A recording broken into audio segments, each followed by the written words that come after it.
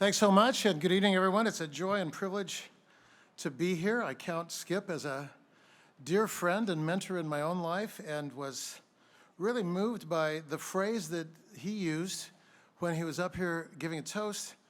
Agros has been a long-term miracle. I think that's a powerful phrase, long-term miracle, and ties in perfectly with what I wanted to share tonight, because tonight I'd like to share with you a little bit about the theme of endurance. Because as we celebrate Agros tonight and the good work that's happening because of your partnership and the incredible people in Central America, there's one message that we need to not only celebrate in Central America, but embody in our own lives. And it's a message that's life-changing, has been for me, I hope it will be for you, and it's this simple message: hope is the fuel for endurance. Hope is the fuel for endurance. I'd like you to say that with me so that you remember it. Well, let's do that together. Hope is the fuel for endurance. Now, most of you know there's a festival here in Seattle. It's called Seafair. It's got pirates. It's got boat races with milk cartons on Green Lake. It's got a torchlight parade. And then attached to that torchlight parade, at least in the past, there was something called the Torchlight Run. Many of you, if you're local, you know this. I loved that run for many years when I lived in Seattle. And what I loved about it was the route, because you would run down 4th Avenue, and there's going to be a parade, so there's like 100,000 people there who think you're an actual athlete, and they're cheering you on, and that's beautiful. And then you make a U-turn, and you're running up on the now defunct, may it rest in peace, Alaskan Way Viaduct. And so as you're running on the viaduct, you're heading north, and you're watching the sun go down, and there's boats in Elliott Bay, and you're seeing the Sound, and you're seeing the Olympics, and it's July, and everything is right with the world, and you love your city, and nothing's better than that moment on the Alaskan Way Viaduct running. And yet, every good thing comes with a price. And here's the price. The price of that glorious run on the viaduct is this: at the end of that run, you have to go through the viaduct tunnel. And that's no fun at all. Was never a pleasant experience, and I'll never forget the first time I ran into the tunnel. It was hot, it was dark, it stunk of sweat and 1,000 overheated bodies. And by the time I arrived in the tunnel, all the oxygen was gone because of the runners faster than me who'd run in front of me. So it was hard to breathe as well. And as soon as I got into the tunnel, I remember this, I was like this: I want to quit.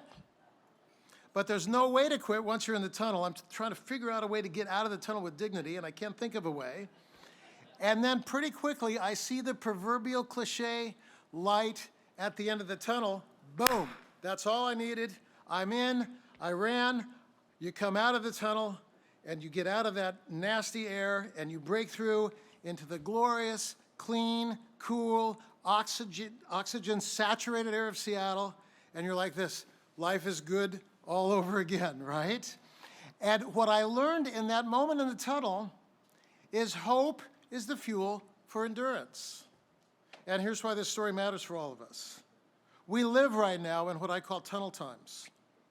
The Gates Foundation has named goals related to ending world poverty by 2030, and they are presently threatened, those goals, the meeting of them, by the convergence of a host of problems that affect all of us. There are lingering effects of the pandemic.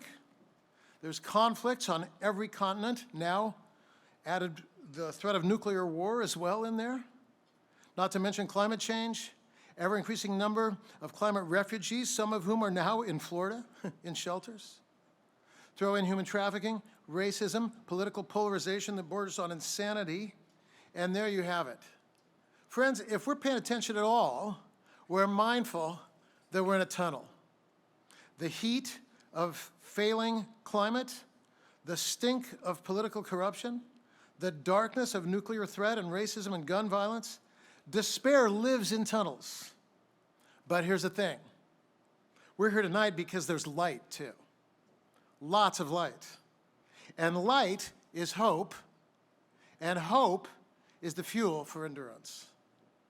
Hope is the reason that we can wake up every morning, and instead of withdrawing into building walls around our own comfort out of fear, or self-medicating because of the pain of living in tunnel times, or exhausting ourselves by raging against the machine or against the darkness, we can press forward and do press forward as people painting the colors of hope on the canvas of this world, sharing with the beautiful people of Central America and in our own neighborhoods mercy and hospitality and healing and justice and love and transformation. So tonight, it's incredibly appropriate and vital even to celebrate Agros as a source of hope, because hope is the fuel for endurance.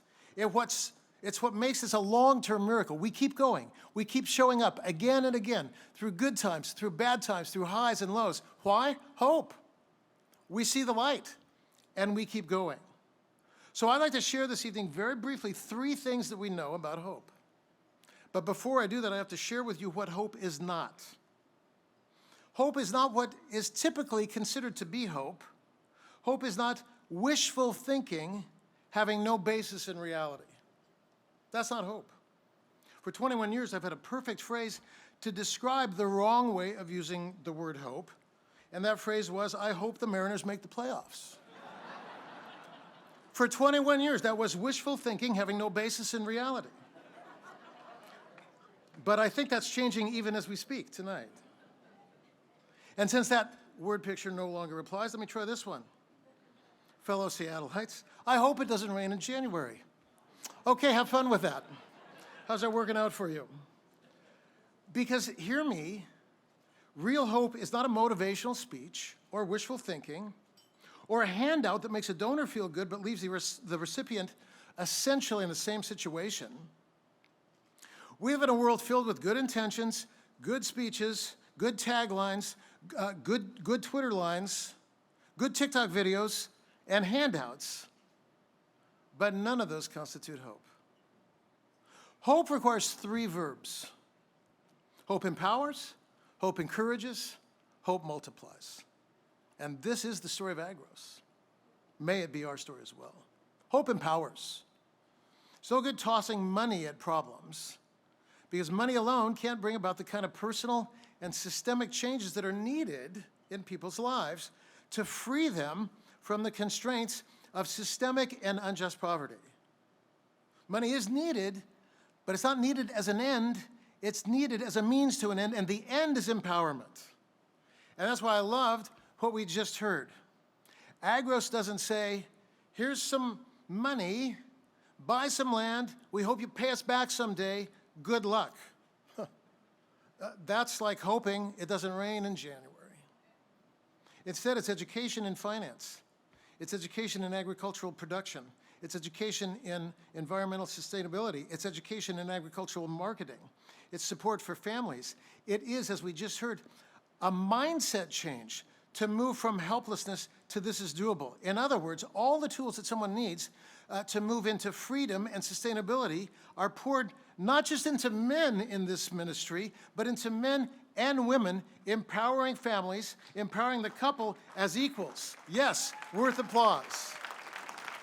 Agros empowers, and that's good because that's what hope does. Hope empowers. Second, hope encourages.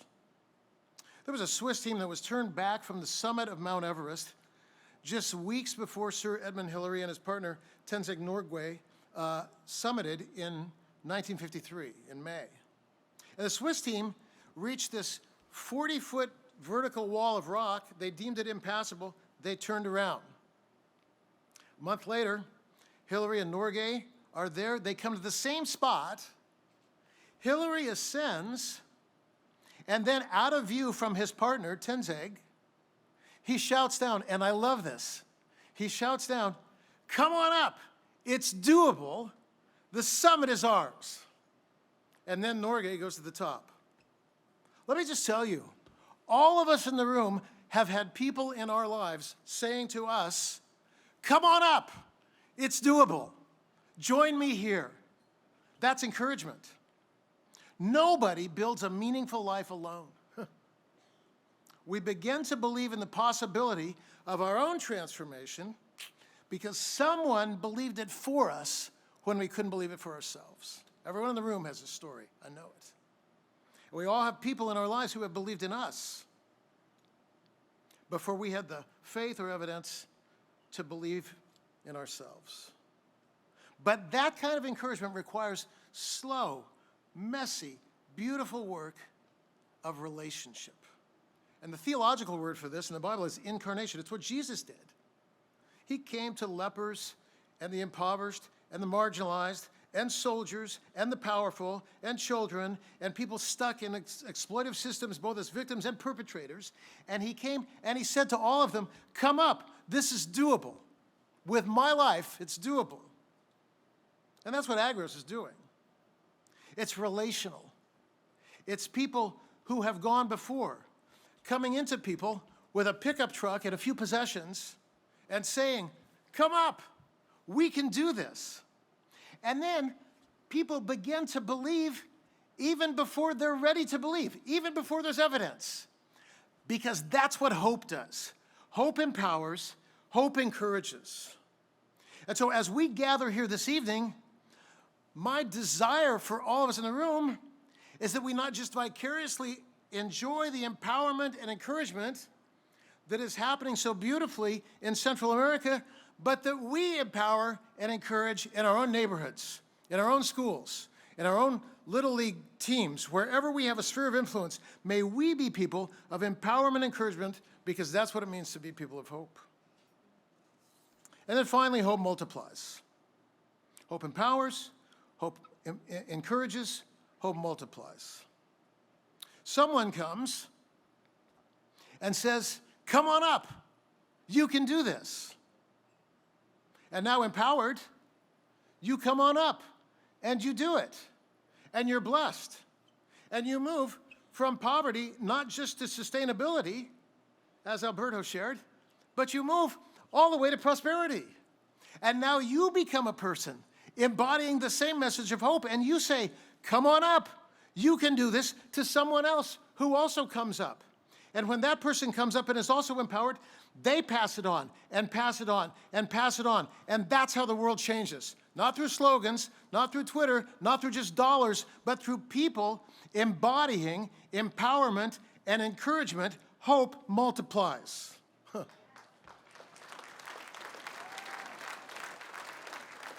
Are we still in a tunnel? Yeah, we are. But we'll keep pressing on. We'll keep empowering, we'll keep encouraging, and we will see hope keep multiplying, pouring more fuel for endurance into a world filled with people who are cynical and burnt out and ready to quit. In Jeremiah 29, God says this to a people who are discouraged. They're in their own tunnel of captivity. And God speaks to the prophet Jeremiah, who says this, I know the plans I have for you, for good and not for evil. And then, don't you love this? Plans to fill you with hope and a purpose. This is what we are, purveyors of hope. Not by writing a check, though that counts, but by embodying empowerment and encouragement and multiplication. When Jesus was wrapping up his days on earth, he didn't tell us to go to church. He didn't tell us to engage in spiritualized versions of channel surfing as we hop from place to place in search of just the right programming to entertain us. He told us to get out and actually do the stuff he'd already been doing. Painting the hope of God's reign on the canvas of God's world.